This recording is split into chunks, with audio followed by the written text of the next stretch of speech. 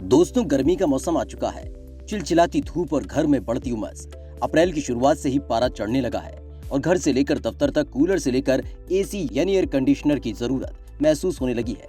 बहुत से लोगों के घरों में पहले से ही एसी होगा, लेकिन जब आप नया एसी खरीदने जाते हैं तो आपसे कई तरह के सवाल पूछे जाते हैं। हो सकता है आप कुछ चीजों के बारे में पहले से सोच कर भी जाते होंगे, जैसे आपको किस ब्रांड का एसी लेना है, विंडो एसी लेना है या फिर स्प्लिट एसी, कितने स्टार वाला लेना है, कितने रुपए पैसे का लेना है। लेकिन दिमाग तब झन्नाने लगता है जब आप किसी शोरूम या इलेक्ट्रॉनिक्स की दुकान में एंट्री करते हैं तो सेल्समैन टक से आपसे सवाल पूछ डालता है, भैया कितने टन का एसी चाहिए?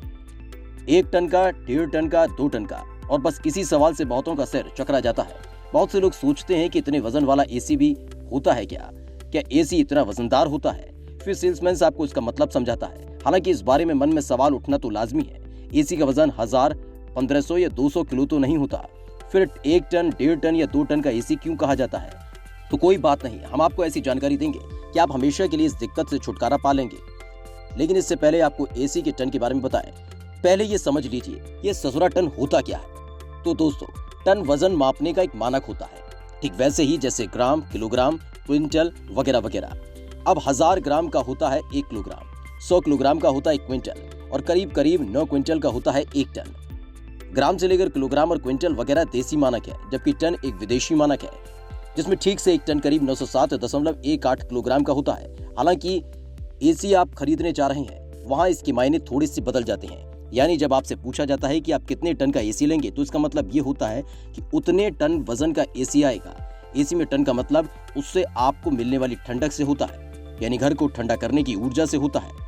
एसी में टन का मतलब आप इस तरीके से मान सकते हैं कि जितना टन का एसी, उतने बड़े क्षेत्रफल को ज्यादा ठंडा करने की क्षमता होगी।